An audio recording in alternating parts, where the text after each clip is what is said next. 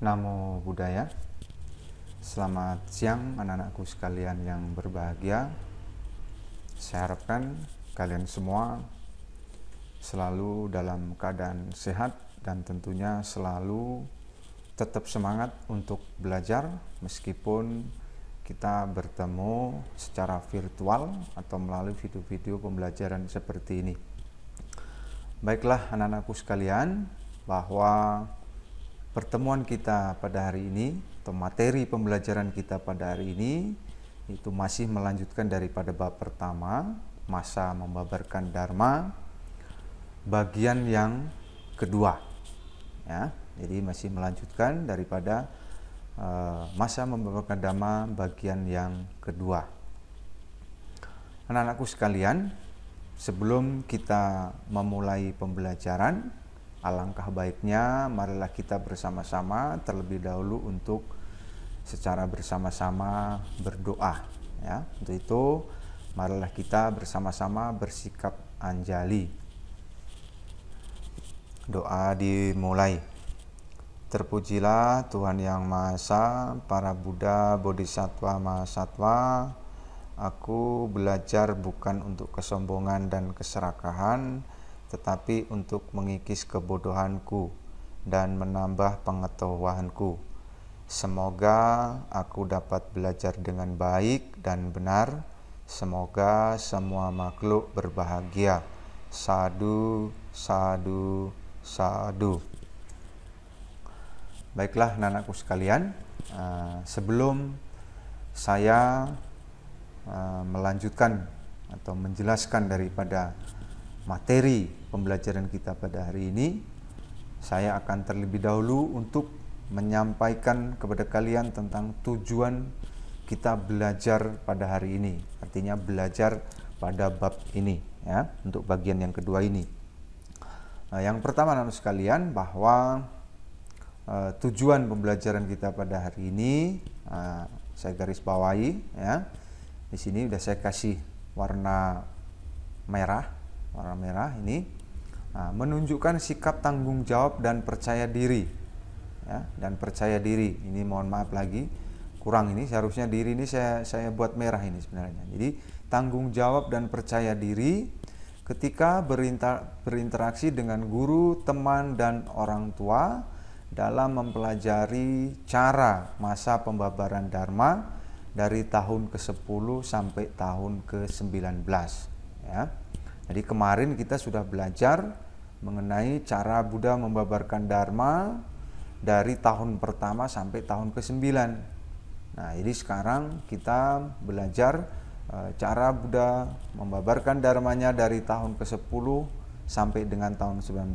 Nah, di sini tujuannya setelah mempelajari daripada materi nanti, ya, mempelajari materi pada hari ini, muncul sikap tanggung jawab dan percaya diri daripada kalian, ya, terutama dalam hal berinteraksi. Kenapa bisa demikian?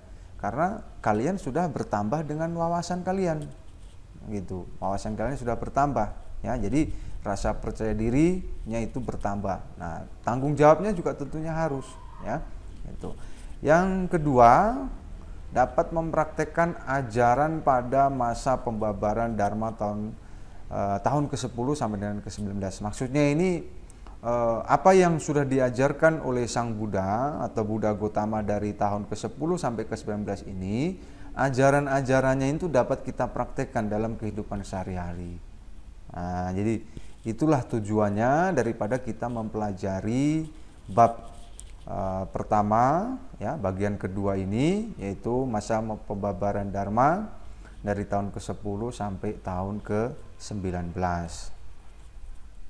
Nah, baiklah anak-anakku sekalian, kita sekarang masuk kepada materi, ya. Seperti kalian kita lihat di sini saya kasih ada gambar, ya. Ya, tentunya gambar ini sudah tidak asing lagi, ya. Ada dua makhluk di sini. Satu adalah Buddha Gotama atau Sang Buddha, atau disebut dengan istilah lain itu Sang Bhagawa atau Sang Tathagata, ya. Nah, yang kedua ini adalah makhluk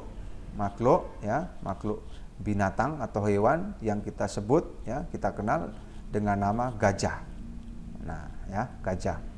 Apa ini, ya? Nah, ini gambar ini merupakan refleksi atau menceritakan daripada peristiwa pada tahun ke-10. Ya, kenapa Sang Buddha bisa bersama gajah ini, ya? Gini, ya.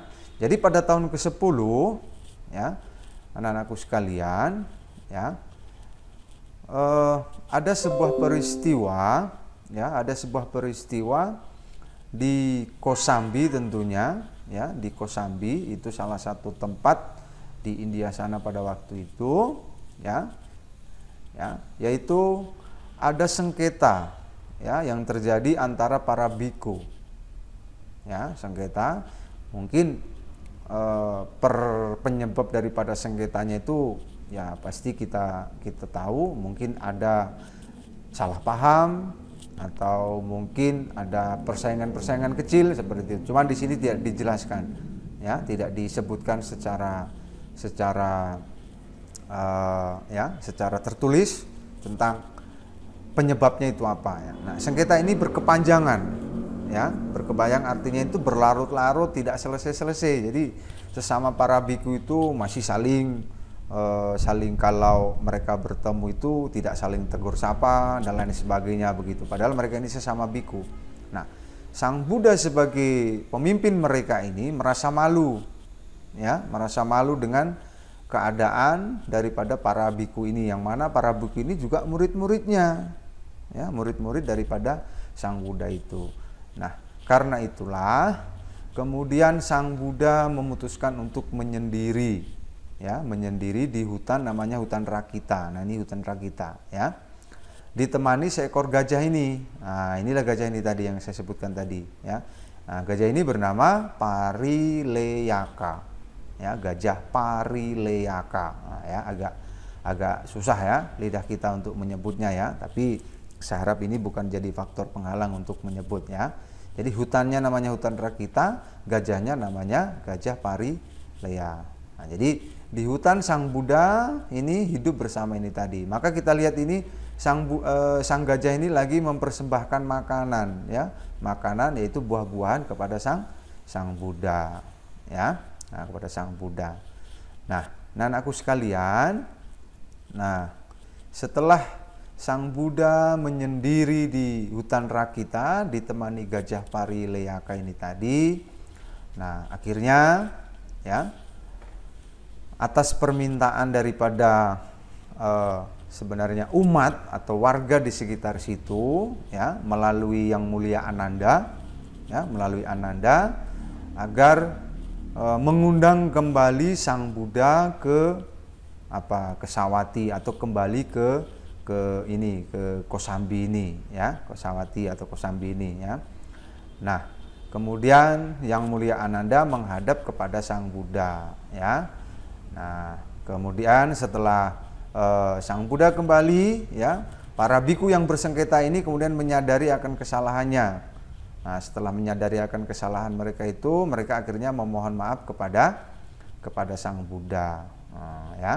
Nah, jadi dengan demikian akhirnya sengketa yang berkepanjangan antara para biku yang ada di Kosambi di kota Sawati ini tadi akhirnya sudah kembali cair, ya, sudah kembali cair. Mereka sudah tidak saling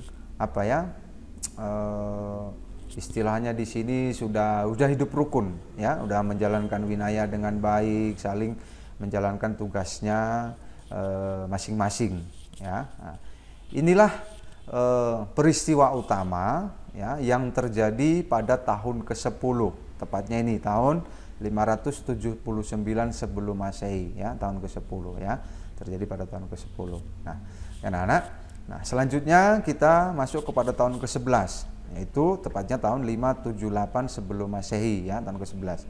Nah, apa yang terjadi atau peristiwa apa yang terjadi ketika pada tahun ke-11 ini Buddha membabarkan Dharma, ya? Ini. Jadi pada tahun ke-11 ini ada peristiwa utamanya atau peristiwa yang penting di sini, ya, yang terjadi pada tahun ke-11, yaitu Buddha menerima seorang Brahmin bernama Kasi Bharadwaja. Ya, Kasi Bharadwaja. Apa itu Brahmin, anak-anakku? Nah, saya jelaskan sedikit. Brahmin ini adalah sebenarnya adalah tokoh masyarakat, atau dia ini seorang yang sudah dianggap memiliki kemampuan dan ilmu agama yang lebih. Ya, biasanya mereka ini memakai pakaian warna putih, ya, Brahmin.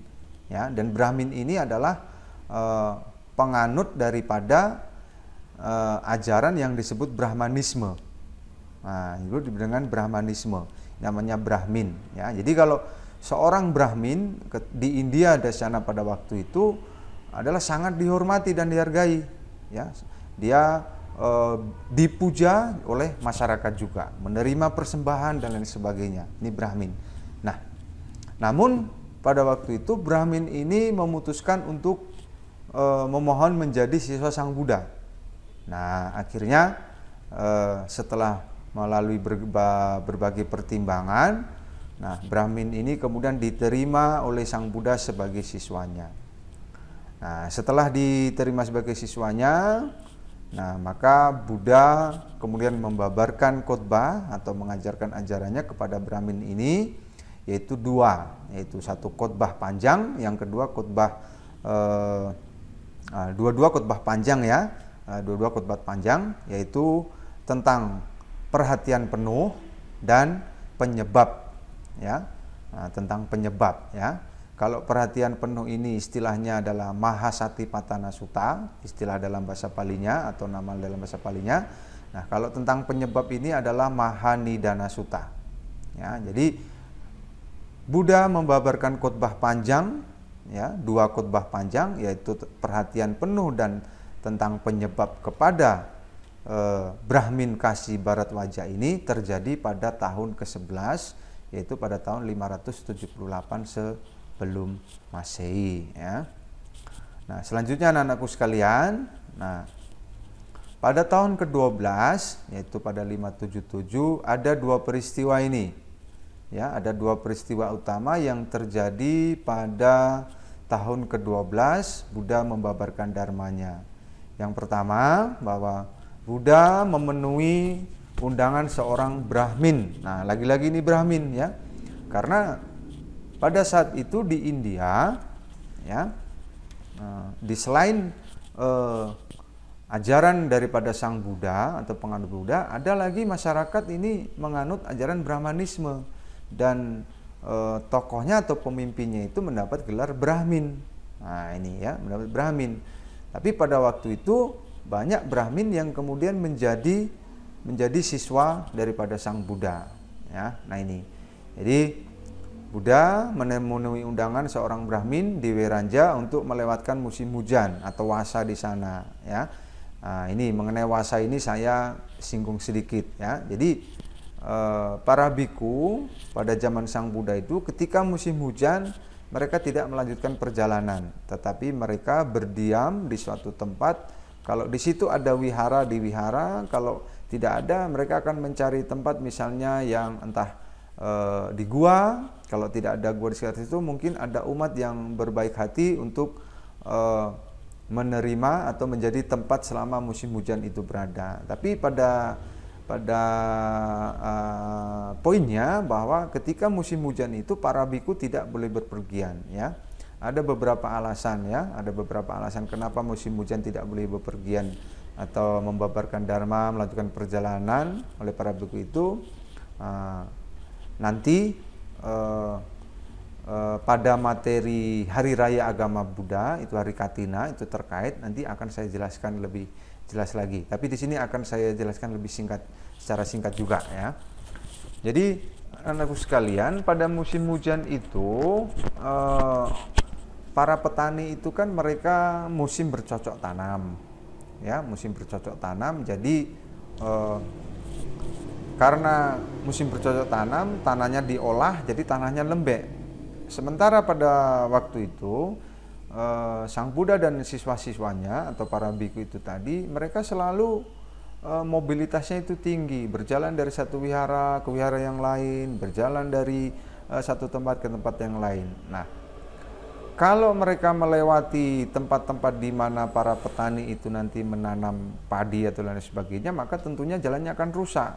Nah, ini sudah terjadi, para petani ini protes kepada Sang Buddha, ya, kepada Sang Buddha. Akhirnya demi kebaikan bersama, Sang Buddha membuat aturan ketika musim hujan para biku tetap berdiam di wihara. Yang kedua alasannya, ketika tanah-tanah lembek itu, ya, lagi lembab, dingin, disinilah mikroorganisme, ya, itu sedang berkembang biak, ya, ketika pada musim hujan itu tadi. Nah, kalau para biku ini nanti melewati itu tanah yang lembab-lembab itu tadi, secara tidak langsung nanti ada mikroorganisme atau makhluk-makhluk kecil yang terinjak, akhirnya terbunuh. Nah, ketika itu terjadi berarti para biku sudah melanggar sila. Nah, ini dua alasan inilah yang menjadi latar belakang kenapa para biku pada musim hujan itu tidak diizinkan untuk bepergian, ya, atau mengabarkan dharma. Nah, ketika Sang Buddha berada di rumah seorang Brahmin ini, ya, ketika sudah selesai, Sang Buddha dan para siswanya ini memperoleh dana makanan mentah, ya, yang hanya diberikan kepada kuda ini, ya. Sebenarnya ini kuda, tapi saya lupa menaruh ini, ya. Ini tolong ditambahi, nanti diapain, ya.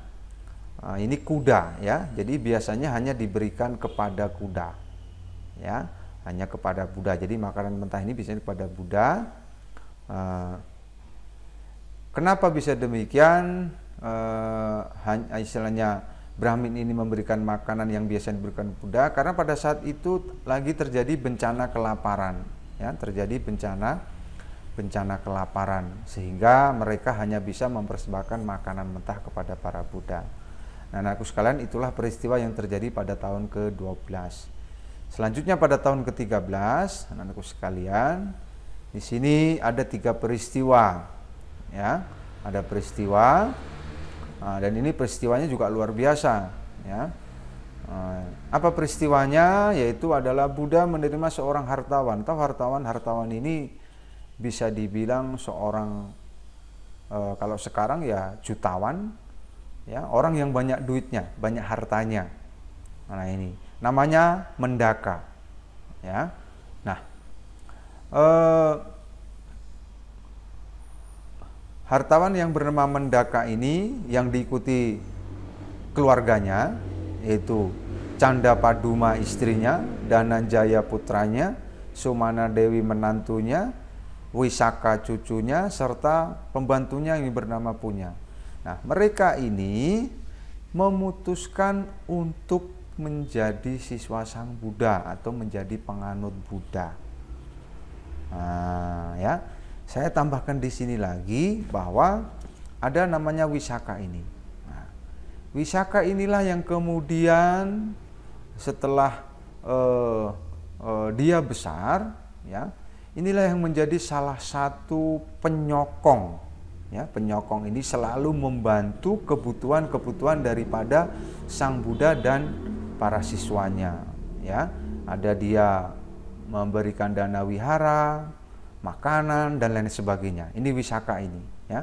Ini salah satu penyokong daripada kehidupan Sang Buddha. Nah, ini Wisaka ini, ya. Nah, kemudian selanjutnya selain satu keluarga, ya, daripada keluarga Mendaka ini tadi, Buddha juga menerima seorang panglima bernama Siha sebagai siswanya. Kemudian pada saat itu Buddha pada tahun ini Buddha membabarkan khotbah besar nasihat kepada Rahula yang disebut dengan Maharulo Wada Sutta. Yaitu Maharulo Wada Sutta ini adalah khotbah besar yang diberikan kepada Rahula. Nah, Rahula ini adalah pada saat ini Rahula ini sudah menjadi apa? Menjadi samanera, ya. Meskipun sebenarnya Rahula ini adalah putra kandung sendiri daripada Sang Buddha. Inilah 3 peristiwa utama yang terjadi pada tahun ke-13 ini, ya. Selanjutnya pada tahun ke-14, nah ini, oh mohon, ini saya ralat ini ya, saya ralat ya. Jadi pada tahun ke-13 tadi Rahula belum menjadi Samanera ya nak ya, baru tahun ke-14 inilah ya Rahula ditabis menjadi biku. Oh, lupa saya ini ya. Sudah ya. Jadi tahun ke-13 tadi Rahula sudah menjadi Samanera, cuman belum menjadi biku.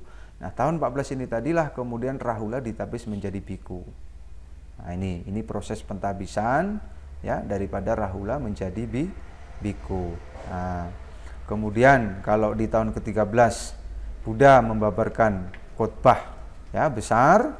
Nah, di tahun ke-14 ini Buddha membabarkan khotbah kecil ya yang disebut ya kepada Rahula yang disebut Culara Hulu Wada Sutta. Curala Hulu Wada Sutta. Nah, ini ya agak susah memang ya lidah kita untuk menyebutkan ini karena tidak terbiasa. Ya. Kemudian pada tahun ini, pada tahun 14 ini Buddha juga memberikan khotbah mengenai atau tentang Bukit Semut ya, yaitu Wamika Sutta dan Suciloma Sutta ya.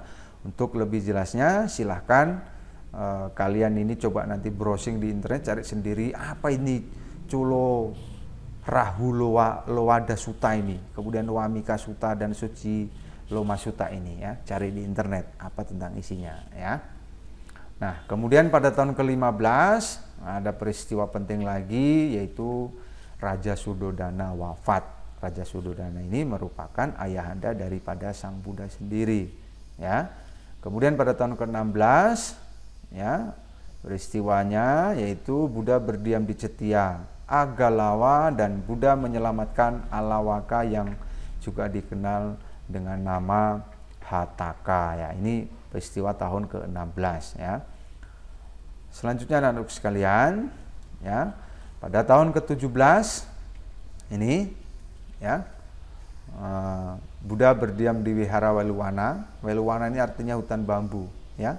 Weluwana itu hutan bambu ya. Oke, Weluwana Rama ya.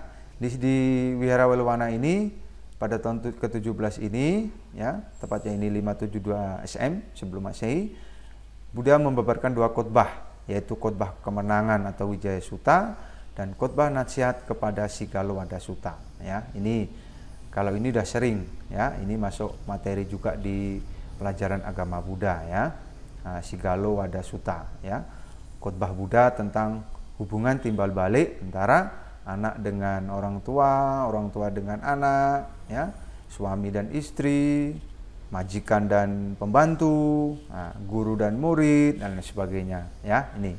Nah, kalau khotbah kemenangan ini Wijaya Sutta ya. Inilah yang terjadi pada tahun ke-17. Selanjutnya pada tahun ke-18 sampai ke-19 ini tahun 570 ya, sebelum Masehi. Sebenarnya ini 569 ini. Saya salah ketik juga ini ya. Buru-buru nih buatnya ini ya. Ada dua peristiwa ya, yaitu Buddha memberikan khotbah kepada seorang gadis penenun beserta ayahnya di kota Alawi. Kemudian Buddha menerima Kukutamita sang pemburu dan keluarganya sebagai pengikutnya ya. Inilah peristiwa yang terjadi pada tahun ke-18 sampai ke-19. Nah, anak-anakku sekalian, itulah peristiwa pada tahun ke-10 hingga 19 ya. Nanti untuk lebih jelasnya lagi juga kamu bisa membuka di buku paket atau browsing di internet untuk melihat lebih jelasnya lagi ya. Nah, selanjutnya ya, teman-teman sudah di akhir pembelajaran anak-anakku sekalian. Jadi untuk materi pembelajaran pada hari ini sampai di sini, yaitu dari tahun ke-10 sampai tahun ke-19. Nah, sebelum kita akhiri pembelajaran, marilah kita terlebih dahulu berdoa ya, terlebih dahulu untuk mengakhiri daripada pembelajaran kita pada hari ini. Untuk itu, anak-anakku sekalian, marilah kita semua bersikap anjali dan berdoa. Berdoa dimulai. Terpujilah Tuhan Yang Maha Esa, para Buddha dan Bodhisattva Mahasatwa. Terima kasih kepada semua orang yang telah membimbingku belajar pada hari ini. Semoga semua kebajikan membuahkan kesehatan, keberuntungan, dan kebahagiaan. Semoga ilmu yang kupelajari berguna bagi diriku dan orang lain. Semoga semua makhluk berbahagia. Sadu, sadu, sadu. Baiklah, anak-anakku sekalian, ya. Bab ini belum selesai, ya. Nanti masih ada kelanjutan di pertemuan berikutnya, ya. Jadi untuk pertemuan hari ini kita akhiri sampai di sini dulu, ya.